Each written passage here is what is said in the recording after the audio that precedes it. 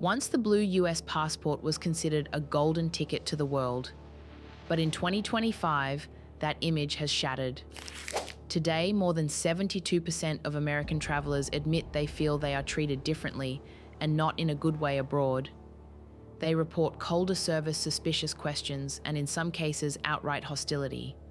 The stereotype of the ugly American has returned, and this time it is louder than ever. From Reddit threads mocking American tourists to TikTok clips exposing cultural blunders, shaming US visitors, has become a global pastime. What used to be isolated jokes is now a full-blown narrative that Americans are loud, entitled, and ignorant of local culture. But this hostility isn't just online. On the streets of Mexico City, protesters march with banners saying, "Gringo, stop stealing our homes." In Spain, anti-tourism demonstrations are so frequent that the US Embassy has issued travel alerts. In Kyoto, Japan, authorities had to block tourists from certain alleys after repeated harassment of geisha. Even more striking countries once wide open to Americans are tightening the rules. Brazil reinstated visa requirements in April 2025, while the United Kingdom is rolling out its new ETA system.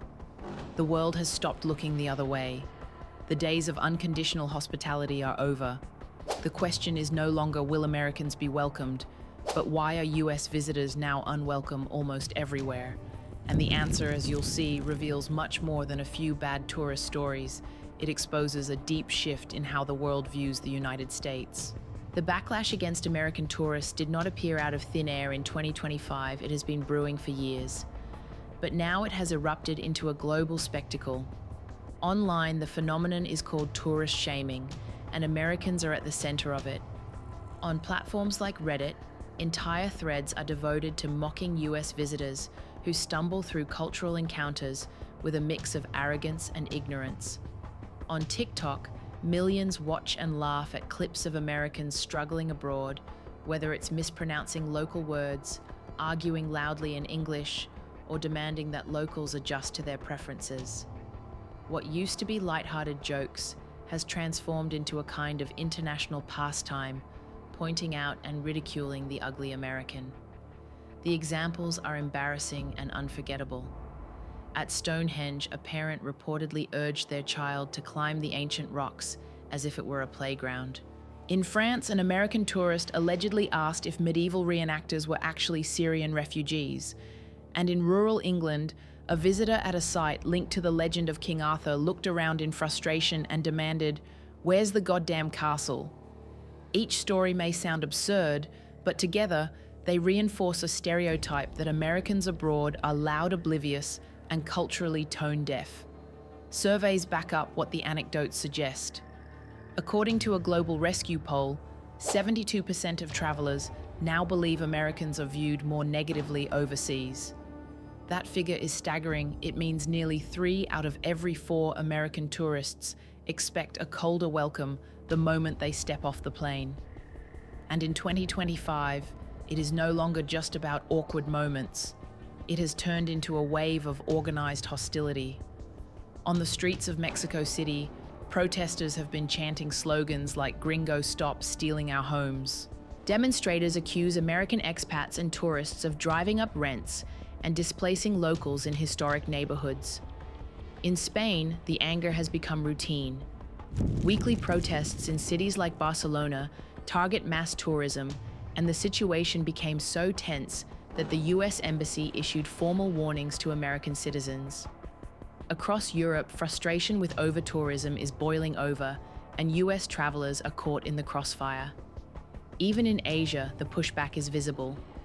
In Kyoto, Japan, officials made the rare decision to ban tourists from certain alleys in the historic Gion district after repeated incidents of harassment toward geisha.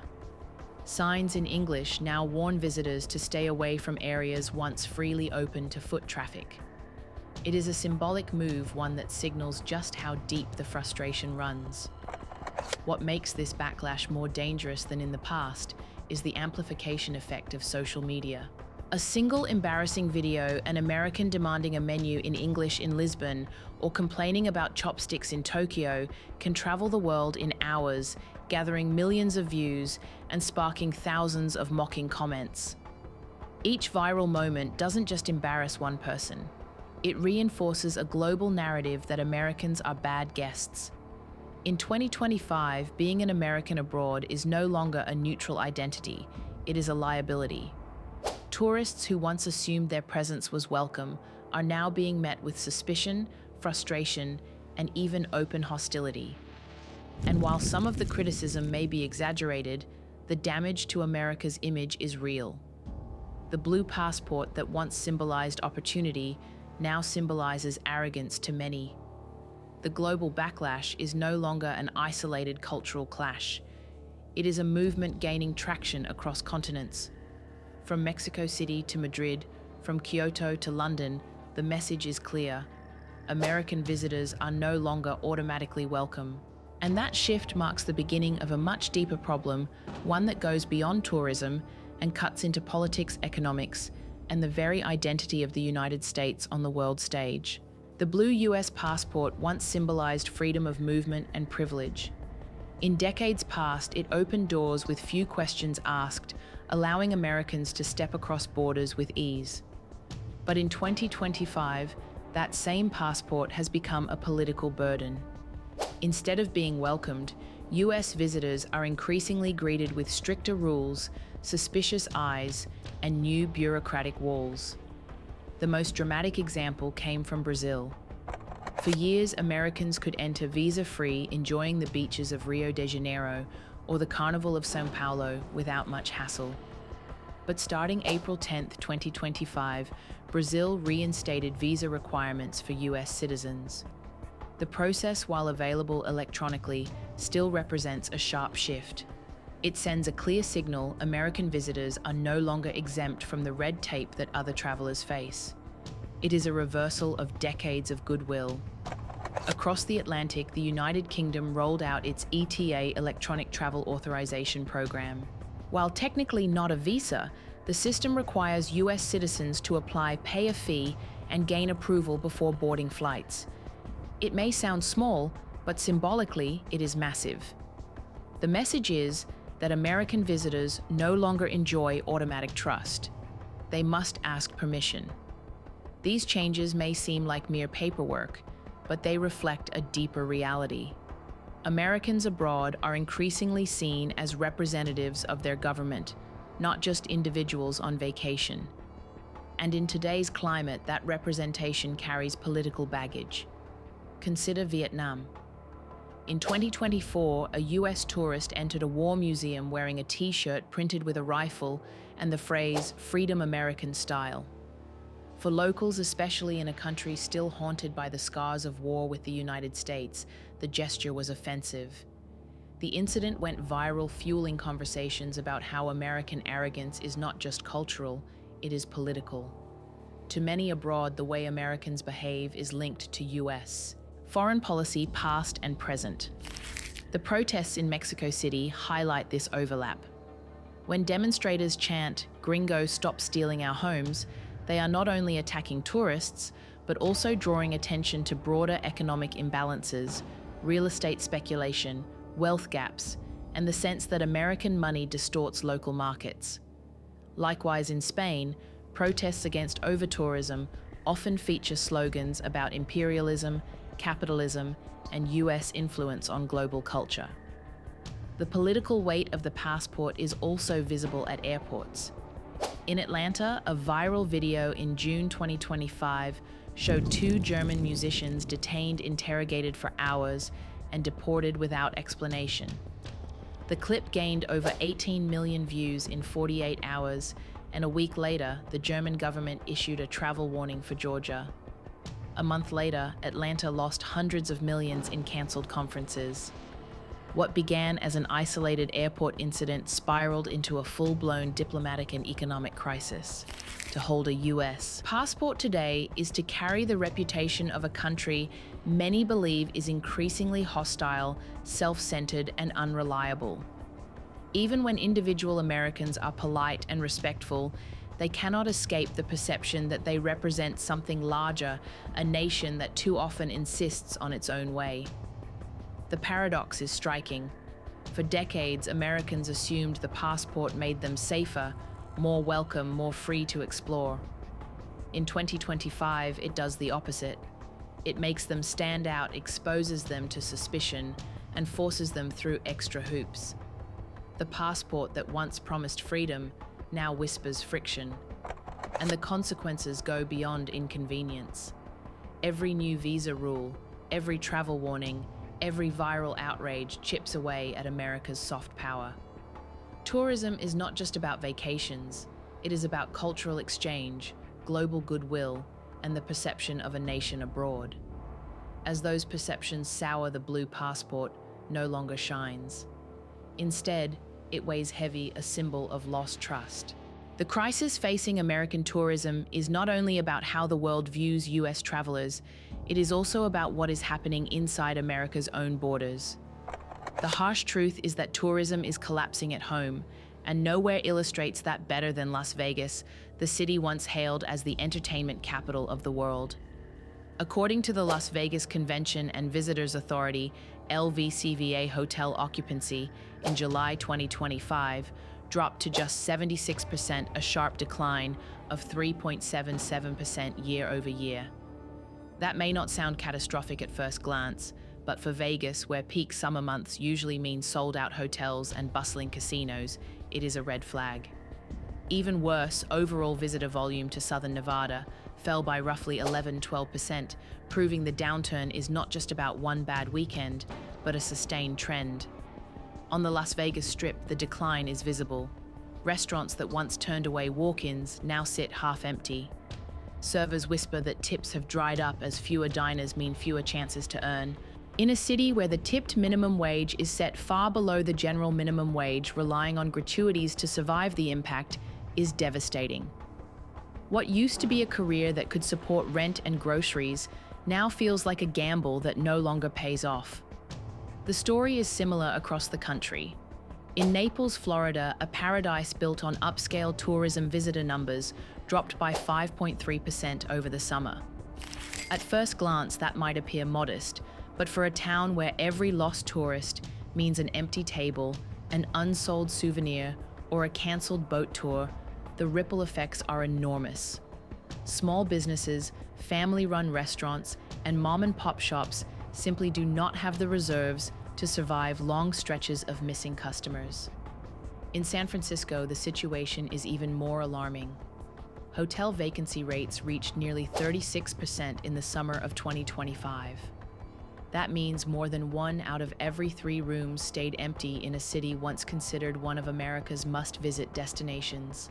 The impact rippled far beyond hotels. Souvenir shops closed early. Retail boutiques reported sales so low that they rolled out discounts weeks ahead of schedule. Yet even slashed prices could not lure back absent visitors. This hollowing out of America's tourism hubs shows up not just in balance sheets, but in the atmosphere of the cities themselves. Streets that should be buzzing with energy feel muted. Clerks fold clothes in silence while background music plays to empty aisles. Restaurant hosts stand at the door with smiles that rarely meet customers. Locals describe it as eerie, like living in a theme park after the gates have closed. And behind every empty room or vacant restaurant seat lies a personal crisis. A single mom in Honolulu, who once supported her family by selling trinkets to Japanese tourists, now dips into her retirement savings just to feed her 2 children. A bartender in Vegas watches his hours cut in half because management says there simply aren't enough patrons to justify full shifts. In Michigan, a mother scrolls online shopping sites, then sighs and shuts her laptop, deciding Walmart is cheaper than buying from her local boutique. Each of these stories represents a human cost that never shows up in official statistics. Tourism has long been described as America's smokeless industry, a reliable generator of cash that required no drilling or mining, only open doors and welcoming smiles. But in 2025, that industry is showing cracks everywhere. From Vegas to Florida, from California to Hawaii, the same pattern repeats: fewer visitors, emptier tables, and growing despair among workers who once depended on tourism to make ends meet. The collapse at home is a mirror image of the hostility abroad. Just as the world is closing its doors to Americans, America's own doors are swinging shut, not by choice, but by economic collapse. The question is no longer just whether Americans are welcome overseas. It is whether America can even sustain tourism within its own borders. If empty hotels and quiet restaurants are the visible symptoms of America's tourism crisis, the deeper sickness is something more corrosive: the collapse of trust.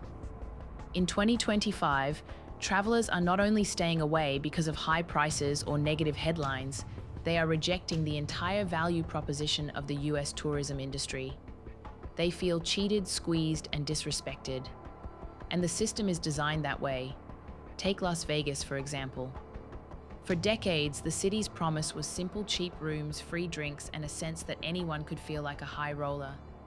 But today, visitors describe a very different reality. They face resort fees added after checkout, parking charges that feel predatory, and even stories of being charged extra for something as small as a $10 bottle of water. Guests leave not with the thrill of a lucky night, but with the bitter feeling of being nickel and dimed at every turn. This practice has a name drip pricing, and it has become standard across the American travel industry. Hotels, airlines, rental car companies, and even restaurants employ it. At first, the advertised price looks reasonable. But as the trip unfolds, small hidden charges accumulate like a tax on trust. By the end of a vacation, what was supposed to be a relaxing escape becomes a stressful battle against fees. That erosion of goodwill is not just bad service, it is a direct breach of the unspoken pact between host and guest. The damage spreads quickly. In Key West, tourism revenue dropped more than 20%, leaving restaurants and boat operators scrambling to survive. In Gatlinburg, Tennessee, over half of the souvenir shops have already closed their doors, unable to handle the downturn. These are not isolated setbacks, they are signs of an industry cannibalizing itself. Businesses that once thrived on repeat customers and word of mouth are now losing loyalty at record speed.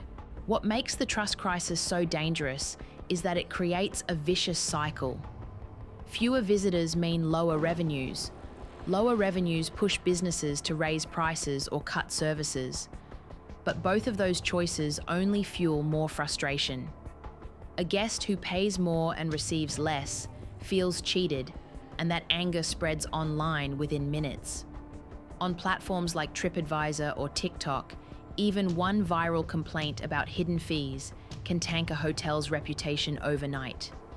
And the truth is, the American service model is especially vulnerable. In many countries, tipping is a bonus. In the United States, it is a necessity. Servers, bartenders, and support staff rely on gratuities to make a livable wage. But when visitors feel they have already been gouged by hidden fees, they tip less. That means frontline workers suffer the most, even though they are not the ones who designed the exploitative system. Trust collapses not just between tourist and business, but between worker and customer as well. Consider the symbolic story of the overpriced water bottle. It sounds trivial, just a few dollars more than expected. But it captures the heart of the crisis. When travelers believe they are being squeezed at every corner, they no longer see value. And when value disappears, destinations lose their allure.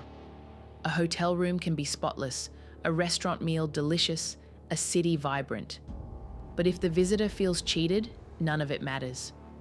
By 2025, this distrust has become systemic. It is no longer about one casino or one airline. It is woven into the very fabric of American tourism.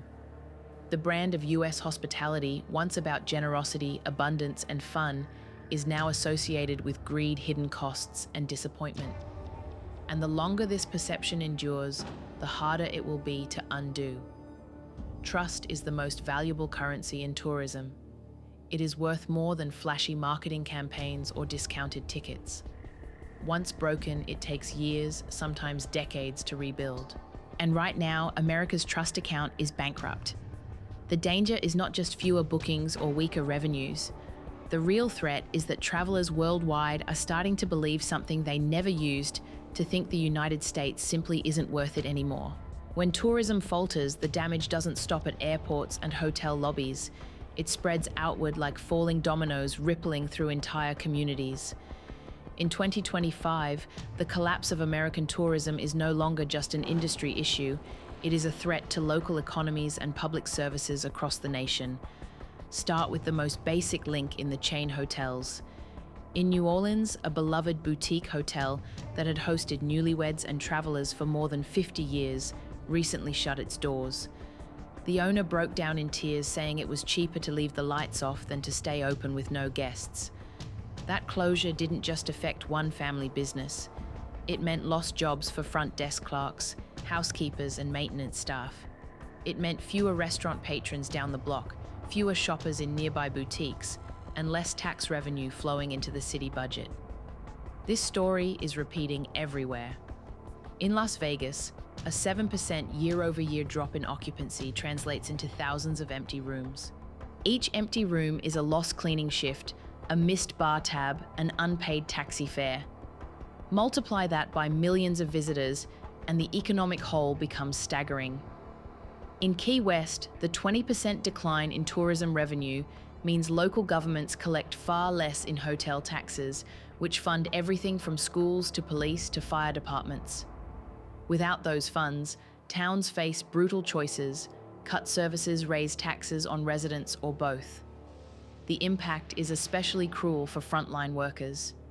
In an industry where the tipped minimum wage is set far below the general minimum wage, workers survive only if visitors spend. When foot traffic disappears, so do tips. That leaves waiters, bartenders, and tour guides scrambling to cover rent and groceries.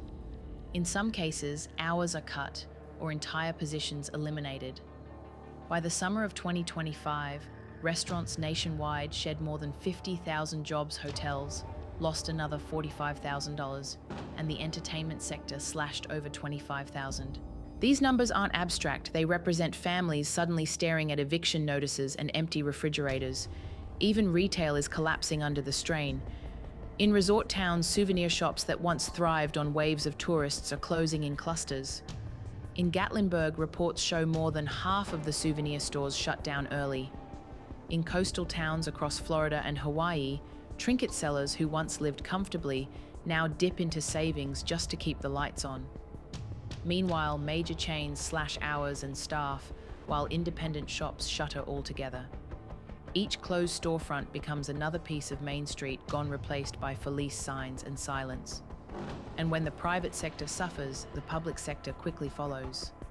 Many US states rely heavily on tourism taxes to fund essential services.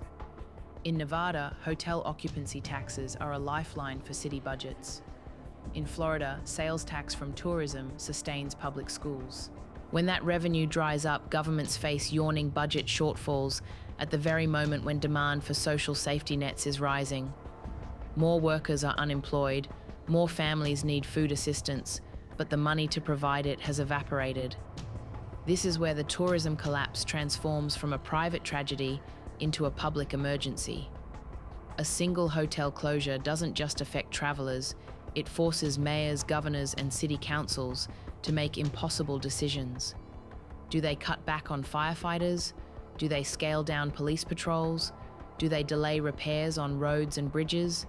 Each choice undermines the basic fabric of local life. The domino effect is merciless. From the closing of a boutique hotel to the shuttering of entire retail blocks, the chain reaction reaches into every corner of the economy. Tourism has always been more than a vacation business. It is the silent engine that powers schools, hospitals, and public safety. In 2025, that engine is breaking down, and the communities that relied on it are left stranded, trying to hold themselves together with fewer resources and mounting pressure. The fallout is clear. When America loses tourists, it loses far more than dollars. It loses stability, trust, and the very services that hold society together. As American tourism falters, its closest neighbor has stepped into the spotlight. Canada, once the United States' largest source of foreign visitors, has not only pulled back, it has turned the crisis into an opportunity. In 2025, cross-border traffic plunged by 26-28%, stripping billions from US towns that once depended on Canadian snowbirds for their survival. Border cities like Seattle and Buffalo suddenly found themselves paralyzed with empty hotel rooms and shuttered restaurants. What was once an endless flow of Canadian families driving south for holidays has slowed to a trickle. But those dollars didn't disappear. They stayed at home. Canadian families who cancelled trips to Florida or Arizona instead began exploring their own provinces. Surveys show that 30% of Canadians shifted to travelling across provincial lines, while 44% stayed local, spending money in their own communities. The result was a domestic boom: hotels in Ontario and British Columbia filled with families who just a year earlier might have been tanning in Miami or Orlando. In effect, America's loss became Canada's gain. The turning point was not just economic, it was symbolic. A viral video shot at Atlanta's Hartsfield-Jackson Airport in June 2025 showed two German musicians being pulled off a flight, interrogated for 4 hours, and deported without explanation. The clip amassed more than 18 million views in just 48 hours, sparking outrage across Europe. Within a week, the German government issued a travel warning for Georgia. Within a month, the Atlanta Convention Bureau reported over $620 million in cancelled events. Conferences that had been years in the making vanished almost overnight, and those events didn't vanish into thin air, they relocated. Nashville, long considered too small to compete with Atlanta, scooped up 3 major medical conventions and a European tech summit within 6 months. Charleston, South Carolina, doubled its international marketing budget and convinced a cruise line to dock there instead of Savannah. Orlando, already blessed with its theme park empire, positioned itself as America's true welcome hub, using Disney and Universal to lure families and corporate gatherings that no longer felt comfortable in Georgia. Globally, the pattern is the same. Nations once overshadowed by the US are seizing their chance. Portugal and Mexico rolled out new campaigns targeting European tourists who might have visited New York or Los Angeles. Canada branded itself as a safer, friendlier alternative for families who felt unwelcome in the US. The message is consistent: if America doesn't want you, we do. The numbers confirm the shift. Tourism economics, which had predicted plus 9% growth in international arrivals to the US for 2025, was forced to revise its forecast to 8.2%. The US Travel Association warned that losses could reach $72 billion this year alone. That money is not vanishing, it is being rerouted to destinations that offer what America no longer does: a sense of value, safety, and genuine welcome.